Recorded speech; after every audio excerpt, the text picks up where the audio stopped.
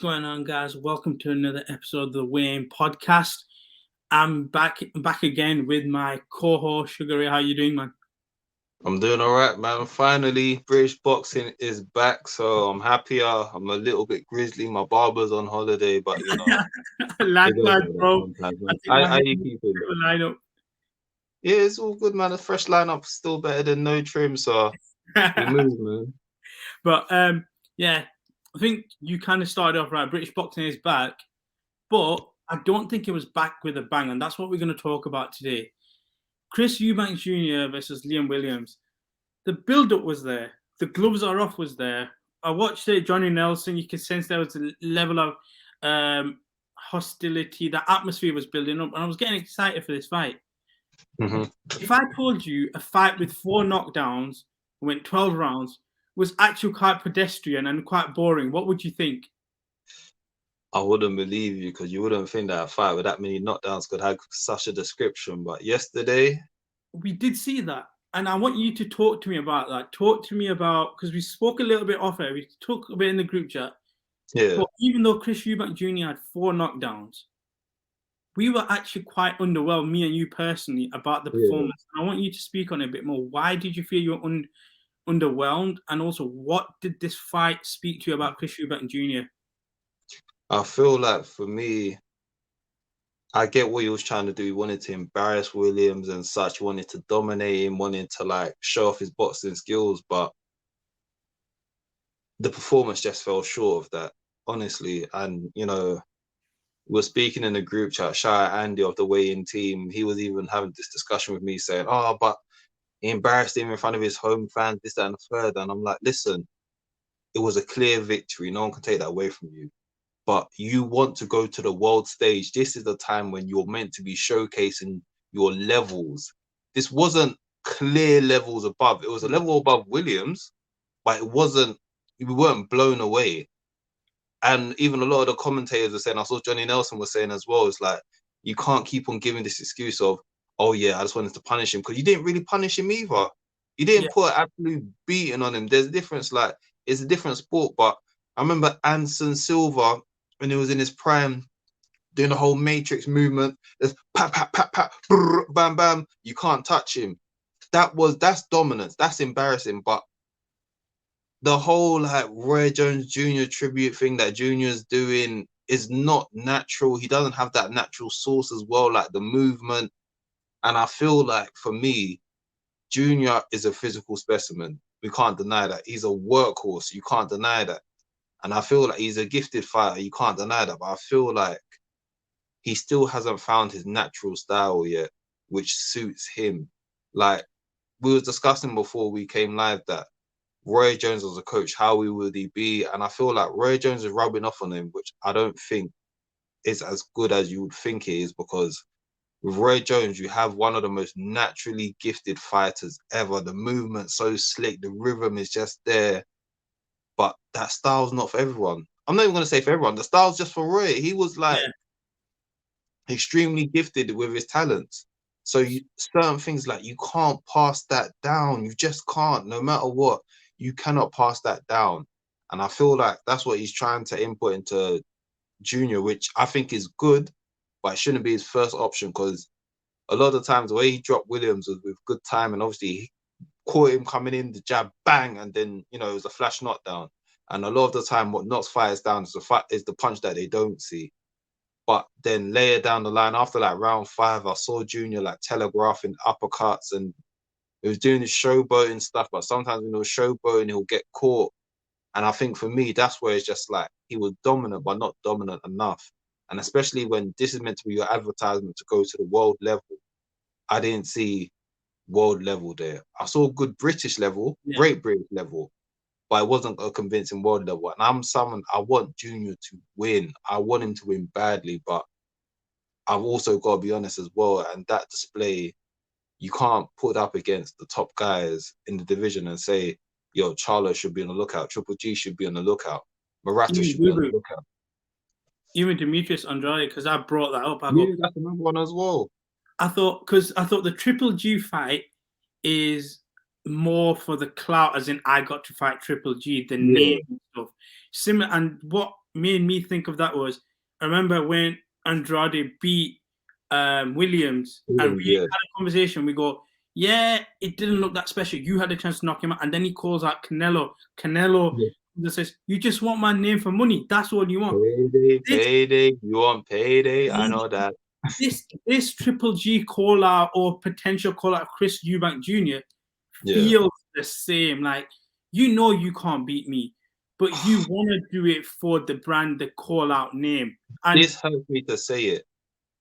Andrade was more dominant, even though he done less. yeah, Because the thing with Andrade, though, when Andrade was doing the evasive stuff, he never got touched. Well, he rarely got touched. Whereas Junior, like I said, he tried to do the evasive work stuff, but there was times when it's like he was getting caught, and it's just like, listen, I'm all for the showboat and I'm all for demonstrating your skills, but he didn't pull it off as clean as he needs to. Whereas Andrade is like, yeah, he knocked him down and didn't go for it. However, the rest of the fight, he nullified Williams. He just nullified him. And I feel with Junior is like, he gets caught in between of where he wants to be a brawler, whether he wants to be a showman, or yeah. he's a showman, but you got to be a showman to your skills. And I think doing the whole, like, putting your head down, doing the jab and everything, it doesn't come off as smooth for him. It looks robotic on him. Talk to me about that though, because you said about him being one or the other, and then trying to find a balance. Whatever. Yeah, Considering he's 32, isn't that not a worry that we can't sit here and look at Chris Eubank Jr. and say we know what style he has right now? yeah, Because I'm looking at certain fighters. We know what you're going to do in a certain fight. We know, okay, yeah, this person's going to be aggressive.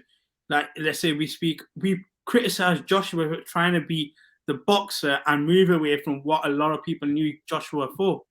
Or we yeah. can not sit here and criticize Chris Eubank Jr. and say, we don't know your style yet you want to go up to the world level. I think I feel bad because he's doing something that many people accused him of avoiding a long time ago, which is listening to his coach. He's listening to his coach to a T. He's being a very good student right now. The coach, Roy Jones Jr., is telling him, I need this from you, I need that from you. Chris Eubank is listening. But it sounds bad because it's like a thing of like, who am I? Casual.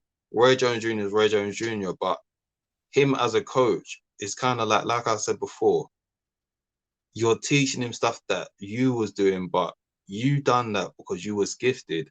It's different. If it's like you have someone like Bernard Hopkins as a coach, this is a guy that had to learn the fundamentals and had to learn the dark arts because he wasn't that extremely gifted. And that's even why he had a longer career after, because look how, B-Hop's career ended in comparison to Roy Jones, because when the gifts started to go for Roy Jones, he started taking losses because he realized, your reflexes ain't reflexing like they used to. Whereas Bernard Hopkins acknowledged that, listen, Mulder, I can't go in there and start like snatching bodies as the executioner. And then he became the alien. And they became the alien by nullified people, and he fought the fight that he fought. And he fought it because he was just smart in the way that he made sure that how my body is now, I'll fight that way. He adapted. And I feel like Chris Eubanks Jr. is taking on what Roy Jones is telling him, which is a good sign. However, maybe we have to look at what is Roy Jones telling him, because that style that Junior is trying to do is not, it doesn't appear as natural. I'm not going to say it's not as natural because only he will know that. It doesn't appear as natural. It's not as dominant as people would like to see. And forget about the world champions. Listen, on British level, there was people even saying if Felix Cash comes and see Eubank Jr., Eubank Jr. might not beat Felix Cash. So, and boy, if Eubank Jr. doesn't get a world title shot, that might be the fight for him, because the fact that this put an exclamation mark on it. Conor Ben watched that fight and said, you know what, at catchweight, I can maybe do this. I was just going to that next. So Yeah, you said that the world level might not be there, but I think Eubank yeah, Jr. tried to chase it. The only thing is, I'm looking at it and think, the champions, do they really need to engage with Eubank Jr.? And personally, I don't think they do. yeah, Now, the Conor Ben shout works really well because we have the history, yeah, fathers, and we've got this. The only thing I'd look at Conor Ben and think is, okay, we're looking at catchweight to start off with. But Mhm. two, what is more appealing to him in terms of financial? Let's say, and I'm looking at hypotheticals. If Amir Khan beats Kelbro, Yeah. Conor Ben calling out Amir Khan, I personally financially will get him a bit more money. But Don't take that fight. If I'm Khan, I'm never taking that fight. Conor Khan shouldn't take the fight. But Yeah. if I'm Conor Ben and I can get a Khan on my resume, Yeah. that would be nice. But do you think a catchweight fight can happen with him? Do you think it could be like a Felix Cash, like you mentioned, or is there a potential world title shot for him? I think this year is now or never. He has to go for a world title shot, or we're just not going. He's gonna lose the steam behind him, because one thing about Eubank, the package of Eubank Jr., he's got it. We can't deny that. Like you said, with the face off, and the persona, and the gloves are off. Like leading up to the fight, pre-fight, Junior done everything he needed to do to show people, persona-wise, he's a star. However, the performance wasn't as good as the gloves are off performance. That's the truth. So it's kind of like you do need to. He's at that point where it's like you need to go to the world level. Who do you choose on that world level? Because even Triple G came out and was just like, He left it. I don't want him mentioning my name, because why? And it's not even like Triple G trying to trash talk. That's just how Triple G truly feels. He's like, why is you Junior mentioning my name? Like, it's kind of But like that thing. We're not levels. Like, I'm not even trash talking you. That's how he genuinely feels. And I that's just, that's what gave me that yeah, Canelo moment, because it yeah, was like, by you mentioning my name, by you doing that, your name gets a bit more of a headline, but I get yeah. nothing from it, and that's kind of what I thought with that. The thing with the Andrade one, I kind of understand more, because Andrade, one, is actually a world champion, and two, he can actually say that there are world champions out there that are avoiding me. Whereas Eubank Jr. is like, other than your name and prestige in Britain, you don't have that, behind you. You haven't even got a belt on you to be saying this, that, and the third. Whereas Andrade, at least he can be like, listen, I'm avoided by other world champions. Canelo, I'm calling you out because I feel like my style is your kryptonite. Which, if you look in the past, obviously this is more than 5 years back, so I'm sure Canelo has improved. Andrade's style does look like a style that will trouble Canelo, whereas that's why I can't compare it to Triple G, because Triple G is probably thinking, you haven't shown me nothing that, what am I going to be afraid of? So I don't know. Triple G's in a weird position, because obviously he was meant to face Morata in Japan. That fell through because COVID regulations in Japan. I think that Chris Eubank is higher in the ranking for Morata's belt than he is Triple G's belt. Triple G is near the end of his career, still wanting that Canelo fight. So it's just like, where do we go from here? It'll be interesting to see Chris Eubank's next move. Boxers done well to get behind him. I'm very happy the way they've got behind him, but Chris now has to put in a performance that makes us have no doubt. And I feel like this match is like, you bested Williams, but you didn't outclass him in a worldly way that he perceives. And like I said, I want Eubanks to win. I want him to get a world title. I want him to be his own person. But I've also got to be honest and say that performance left asking for more. And with that, I want to now shift to the women's division. And I think we've talked about Eubank's performance, and the next two people we are going to talk about, Claressa Shields for on the card. I thought that performance was perfect in terms of what it really is. Controlled every single round, not a problem. But I think we expected that. I think now where we're at, and I want to talk on just not the fight, potential fight that's going to happen, that could happen. And do you think, because we saw all the heated discussion with Savannah Marshall, or like how we say, all roads lead to Joshua, are we on the all roads leads to Savannah Marshall pathway here, providing she wins her fight in March as well? Yeah, it has to happen. And my goodness, Claressa Shields. We were saying about what Eubank was doing pre-fight. Claressa Shields came to the UK. She's got the UK fans to love her as well. They like her personality. She came and done, the workout in the midweek in the fuzzy slippers. You know, she goes out there, she says, I'm the GOAT. She's very, she doesn't mince her words. She says, I'm the GOAT. I've come here to beat Emma Kozin, and then I want to come for Marshall. She goes in there, she should displays fantastic boxing skills.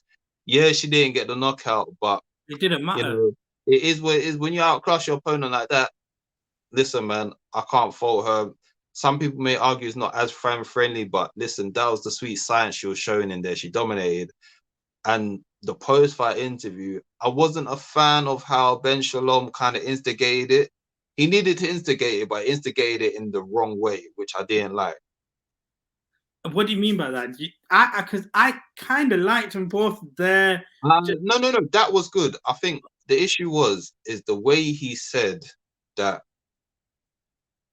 but Savannah Marshall beat you before. And it was kind of like, you're looking at amateur rankings, like no, yeah, like at have... least I think you could tell like Claressa felt away about it as well, because Claressa, I think she joked about with Ben in the post-fight press conference, but I was kind of like, stop forgetting to mention it was the amateurs when, and with a context, is like Claressa was 17 and Savannah was 22, and on top of that, is like I was speaking in another group chat. It was funny because my friend was just like, Savannah Marshall got under Claressa Shields' skin a bit with I wiped the floor with you, and what else did she say? Like, people are leaving in the 5th round. I said, ooh, I said she was winning. And then when Claressa said, where's your gold medals? And Savannah said back, where's yours? And I said, you've lost that. I said, that is the worst comeback, because this is a 2-time gold medalist. You cannot come back to her and say multiple divisions as well.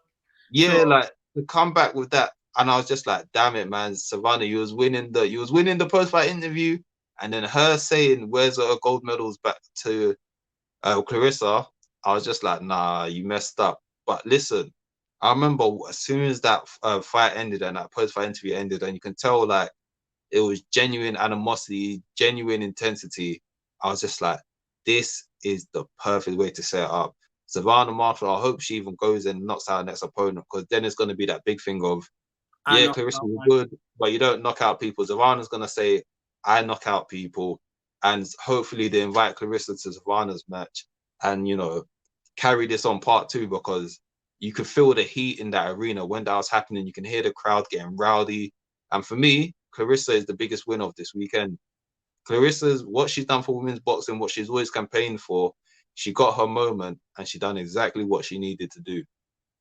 I was going to say just quickly on women's boxing then, because we've got that potentially. We've got the big fight in Madison Square Garden with Taylor and Serrano. Yeah. Is this in a place where we never really expected women's boxing to ever be at? Like, could you have imagined 2 women selling out Madison Square Garden ever, really? Do you know what is the weird one? Because I guess, as many people know, I'm first and foremost a like MMA guy. So it was literally this time about maybe 10 years ago or just more, a bit more. I remember being in uni and watching Strike Force, and my boy Dan goes, yo, you gotta check out this girl. She's a judo girl called Ronda Rousey. And I remember she was like causing a lot of noise in Strike Force, and then there was a clip of her on the internet like sparring like male grappling partners in judo, and she was like flipping them and doing all these like arm bars and whatnot. And I said, yo, this girl's gonna be a star. And this is before she had the UFC. And then she had the big Strike Force moment, and then, you know, women's MMA exploded. So it's one of those things where it was like, I had faith that it could happen. I'm glad it's happening. It's about time that it's happened. And seeing it just go from strength to strength is amazing. I know some people were mentioning about regarding Holly Holm, who, you know, was also a UFC champion, but she was also a boxing champion before that. And I would honestly hope, because of the way that women's boxing has evolved, I hope that Holly Holm can run down her UFC contract in good timing and go into boxing.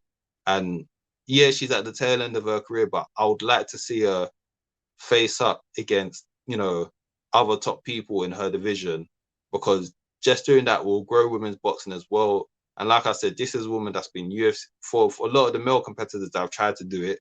Holly Holm has actually done it. She is objectively the best MMA/boxer, because she's got world championship in both. All And I right. feel Okay. like Yeah. if It's she involved, crosses over, yeah, if she crosses over, I think it will do big things for the sport as well. So I'm actually hoping that we could get that to happen for Holly Holm to come back, have a last hurrah, and also get a big payday in boxing because, you know, she set the groundwork when she was coming back. But let's not forget Claressa Shields, the star of the weekend. And do you know what? With that, we're gonna wrap up today's episode with them famous words. We are gonna wrap up today's episode. But before we do, obviously, as always, if you are enjoying the content, you know exactly what we would like you to do. Show Like, love, people. share, subscribe. The YouTube page is the way in. The way in YouTube page. The Instagram's underscore the way in underscore. The Twitter handles underscore the way in underscore as well. Come on over, have a conversation with us. Let us know what you felt about Chris Eubank Jr.'s performance.